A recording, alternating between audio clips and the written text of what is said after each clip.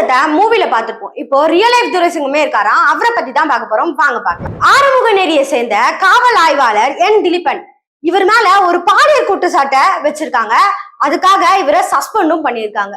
Suspend பண்ணதை பத்தி நீங்க என்ன பேசிட்டு இருக்கீங்க அப்படின்னு கேட்டீங்கன்னா, ஒரு ஊர் மக்களே திலீபன் அப்படிப்பட்ட ஆள்லாம் இல்ல, ரொம்ப நேர்மையான அதிகாரி, அவர் மேல இந்த மாதிரி குற்றச்சாட்டு வச்சுதான் எங்களால ஏத்துக்கவே முடியல அப்படின்ற மாதிரி அங்க இருக்கவங்க எல்லாம் போராட்டத்துல ஈடுபட்டு இருக்காங்க. திலீபன் அவர்கள் சஸ்பெண்ட் ஆகிறதுக்கு முன்னாடி ஒரு வீடியோ பதிவு ஒன்று போட்டிருக்காரு. அந்த வீடியோ பதிவு போய் பாருங்க. எல்லாருக்கும் வணக்கம். நான் திலீபன் ஆறுமுக நெறி இன்ஸ்பெக்டராக இருந்தேன். இன்றைக்கி ரிலீவ் ஆகி ட்ரான்ஸ்ஃபரில் சேர்மாதேவி போகலாம்னு போக போகிறேன். இந்த சுச்சுவேஷனில் இப்படி பர்டிகுலராக நியூஸ் ரெண்டுத்துலேயும் பாலியல் புகார் அப்படின்னு சொல்லிட்டு ஒரு நியூஸ் வந்துட்டுருக்கு. பட்டு என்னுடைய கடமை, என்னுடைய தரப்பு நியாயத்தை நான் சொல்லிடணும். ஏன்னா முதல்ல போடப்பட்ட செய்திகள் வேகமாக பரவிடும். பட் அதுக்கப்புறம் அதில் தப்பு இல்லை அப்படின்னு நிரூபிக்கப்படும் போதோ அல்லது உண்மை வெளியே வரும்போதோ அது வேகமாக பரவாது. ஸோ என்னுடைய நிலைப்பாடை நான் சொல்கிறதுக்காக தான் என்னுடைய இன்ஸ்டாகிராம் எடுத்திருக்கிறேன். ஸோ அதிகாரிகள் யாரும் வருத்தப்பட வேண்டாம் இருக்கிறேன். என்னுடைய புகைப்படத்தை போட்டு இப்படி வேகமாக இப்படி ஒரு செய்தியை பரப்பணும் அப்படின்றது அவசியம் இல்லை. அப்படி தாராளமாக ஒரு புகார் இருக்குது அப்படின்ற பட்சத்தில் தாராளமாக வழக்கு பதிவு செய்யலாம். அதில் உண்மைத்தன்மை என்னன்றதை விசாரிச்சுக்கிட்டு என்னுடைய உண்மைத்தன்மையை வெளி உலகுக்கு இதே ஊடகங்கள் வேகமாக சொல்லிட்டாங்கன்னா எனக்கு ரொம்ப நல்லாயிருக்கும். கற்பனையிலேயே இப்படி ஒரு புகார் இருக்குது, இப்படி ஒரு இது இருக்குது அப்படின்றதெல்லாம் சொல்ல வேண்டாம். அந்த ஸ்டேஷனில் ஒரு 66 போலீஸ் இருக்கிறாங்க. அந்த 66 போலீஸில் யாராவது ஒரு போலீஸ் அவன் அப்படி பண்ணியிருப்பான் அப்படின்னு ஒரு ப்ரெசம்ஷன் போனால் கூட நான் இந்த வேலையை விட்டு போகிறதுக்கு நான் தயார்.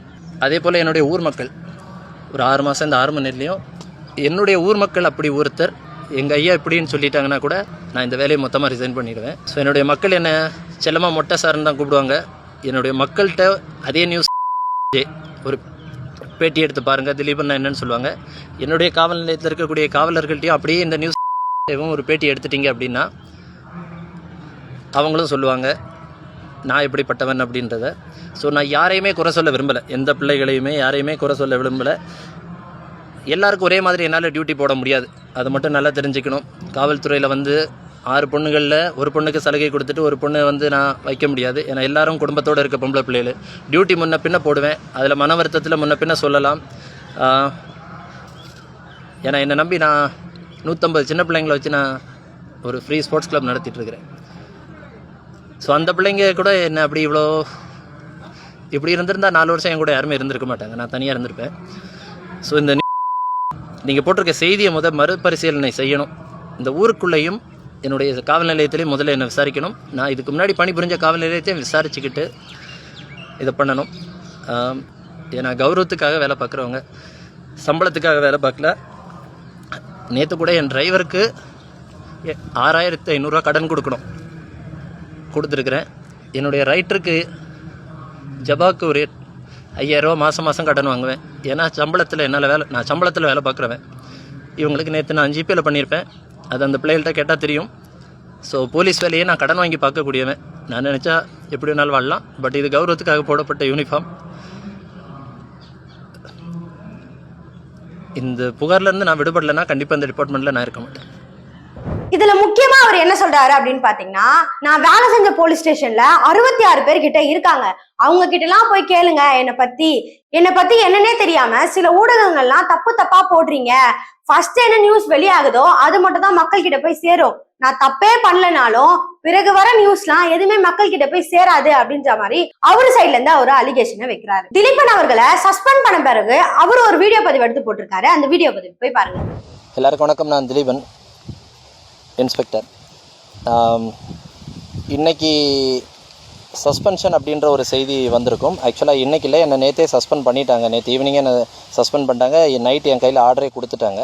பட் இந்த சஸ்பென்ஷன் எதுக்கு அப்படின்னு கேட்டால், சிலர் உண்மை நிரூபிக்கப்பட்டதுனால சஸ்பென்ஷன் சொல்லிவிட்டு அடுத்த கட்ட செய்திகளை போட தொடங்குவாங்க. அந்த விவரம் தெரியாதவர்கள். காவல்துறையில் சஸ்பென்ஷன் அப்படின்றது இதை விசாரிக்கிறதுக்காக என்னை சஸ்பென்ஷனில் ப்ளேஸ் பண்ணிட்டு தான் இந்த விசாரணை நடத்துவாங்க. ஸோ அந்த மாதிரி மேலும் அடுத்து எதுவும் போட்டுற வேண்டாம். நேற்று நைட்டு சஸ்பென்ஷன் ஆகியிருக்கு எனக்கு. ஸோ இது போலீஸ் ப்ரொசீஜர், இதில் எந்த ஒரு பெரிய இஷ்யூஸும் கிடையாது. ஸோ இப்போது நம்ம நம்புவோம். இது வரைக்கும் நான் யாரையும் பழித்து பேசலை. இந்த வீடியோ பதிவிடுறது தான் என்னுடைய தப்புன்னு எனக்கு தெரியும். வீடியோ டிபார்ட்மெண்ட்டில் இருந்துட்டு அகெயின்ஸ்ட் டிபார்ட்மெண்ட் நான் யாரையுமே குறை சொல்லி பேசுகிறேன்.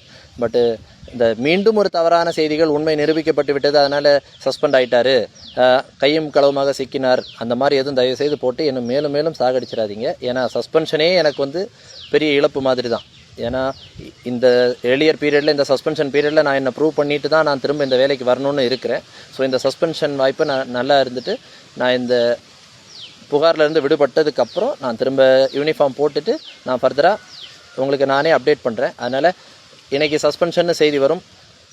உண்மையிலேயே 7 லட்சம் பேர் நேற்று நான் பேசின அந்த விளக்கத்தை கேட்டிருக்கிறீங்க. 3000 பேர் அதில் கமெண்ட் பண்ணியிருக்கிறீங்க. இத்தனை பேருக்காக, இத்தனை நல்லவர்களுக்காகவே நான் இந்த யூனிஃபார்மை நான் திரும்ப போடணும்னு ஆசைப்பட்றேன். நான் ரிசைன் பண்ணணும்னு நினச்சேன். ஆனால் எதுக்காக நம்ம ரிசைன் பண்ணணும், இத்தனை பேருக்காக நம்ம இந்த வேலைக்குள்ளே திரும்ப வரணும் அப்படின்றத ஆசைப்பட்றேன். சீக்கிரம் பிரேக் பண்ணிவிட்டு வந்துடுவேன். ஒன்றும் இஷ்யூ இல்லை. கடவுள் நம்ம பண்ண நல்லதுகள் நம்மளை காப்பாற்றும். அதனால் எனக்கு எந்த ஒரு டவுட்டுமே கிடையாது. எந்த ஒரு இடத்துலையுமே என் மேலே புகார்கள் இருக்க வாய்ப்புகள் இல்லைன்றது 100% எனக்கு நம்பிக்கை இருக்குது. நம்புவோம். சஸ்பெண்ட் எதுக்கு பண்ணிருக்காங்க அப்படின்னு பாத்தீங்கன்னா, பாலியல் புகார் இவர் மேல வச்சிருக்க காரணத்தினால விசாரிக்கிறதுக்கு மட்டும் தான் என்ன சஸ்பெண்ட் பண்ணிருக்காங்க, இது இன்னும் உறுதி செய்யவே படல அப்படின்ற மாதிரி இவர் சைட்ல இருந்து ஒரு விஷயத்த சொல்லியிருக்காரு. ஆக மொத்தத்துல ஒரு கிராமமே இவருக்காக போராடும் போது நம்மளுக்கு என்ன தெரியுது, இவர் ரொம்ப நல்ல மனுஷன் போல, அதனாலதான் வந்து இவ்வளவு பேரை இவருக்காக போராடிட்டு இருக்காங்க, அவரு மக்களுக்காக நிறைய உதவி செஞ்சிருக்காரு. அது மட்டும் இல்லாம இவர் ஒரு ஸ்கூல் வச்சு நடத்திட்டு இருக்காரு. என்ன ஸ்கூல் அப்படின்னு பாத்தீங்கன்னா, போலீஸ்க்காக படிக்கிறவங்க பாடியை ஃபிட்டா வச்சுக்க, எப்படிலாம் ட்ரெயின் பண்ணலாம், எப்படி ட்ரெயின் பண்ணா போலீஸ் ஆக முடியும், இந்த மாதிரி ட்ரைனிங் செக்ஷனை ஸ்டூடெண்ட்டுக்காக எடுத்துட்டு இருக்காரு. அதாவது சின்ன பசங்கள்ல இருந்து பெரியவங்க வரைக்கும், சின்ன பசங்களாம் அத்லட் ஆகணும் அப்படின்னு சொல்லி யோசிச்சிருப்பாங்களே, அவங்களுக்கோ போலீஸ் ஆகணும் அப்படின்னு யோசிச்சவங்களுக்கும் இவரு ட்ரைனிங் செக்ஷன் நடத்திட்டு இருக்காராம். ஒரு சைடு உள்ள மக்கள் இப்படி பேசினா, இன்னொரு சைடு உள்ள மக்கள் அவர் ஒன்றும் அவ்வளவு நல்லவர்லாம் கிடையாது, அவர் மேல ஏதோ புகார் கொடுத்துருக்காங்க, போலீஸ் அதை நிரூபிப்பாங்க, அதுக்கு முன்னாடியே நீங்க ஒரு வீடியோ பதிவுலாம் எடுத்து போடாதீங்க, எதுக்காக இவ்வளவு பேர் அவங்களுக்கு சப்போர்ட் பண்ணிட்டு வராங்க அப்படின்னு பாத்தீங்கன்னா, அவங்கலாம் ஒரே சமூகத்தை சேர்ந்தவங்க, ஒரே சமுதாயத்தை சேர்ந்தவங்க, அதனாலதான் அவருக்கு சப்போர்ட் பண்றாங்க. இவ்வளவு பேர் இவர் ஒருத்தருக்காக சப்போர்ட் பண்றவங்க, எவ்வளவு அநியாயங்கள்லாம் நடந்திருக்கு தமிழகத்துல. 10 வயசு கீழே இருக்க பெண்களுக்கெல்லாம் பாலியல் வன்கொடுமை நடந்திருக்கு, எவ்வளவோ வந்து கேட்க முடியாத அளவுக்கு கொடுமை எல்லாம் நடந்திருக்கு. அதை பத்தி பேசும்போது ஏன் போராட்டத்தெல்லாம் ஈடுபடல, இப்ப இவருக்காக ஏன் போராட்டத்துல ஈடுபடுறாங்க அப்படின்ற மாதிரி சில பேர் கமெண்ட்ஸ்ல வந்து சொல்லிட்டு தான் இருக்காங்க. அந்த ஊர் மக்களே ஒன்னா சேர்ந்து கடையை ஃபுல்லா அடைச்சு கடையடைப்பு போராட்டத்தை நடத்தி இருக்காங்க. ஒருத்தருக்காக ஒரு ஊர் மக்களே போராட்டத்துல ஈடுபட்டது எதுக்காக ஈடுபட்டிருப்பாங்க, இவர் மேல தப்பு இல்லை அப்படின்னு ஈடுபட்டிருப்பாங்களா, இல்ல அவங்க சமுதாயத்தை காப்பாற்றணும் அப்படின்றதுக்காக ஈடுபட்டிருப்பாங்களா? உங்களுக்கு என்ன தோணுது அப்படின்றத மறக்காம கமெண்ட்ஸ் சொல்லுங்க. இதே மாதிரி நிறைய தகவலை தெரிஞ்சுக்க சிகப்பு நாள சேனலை சப்ஸ்கிரைப் பண்ணி வச்சுக்கோங்க.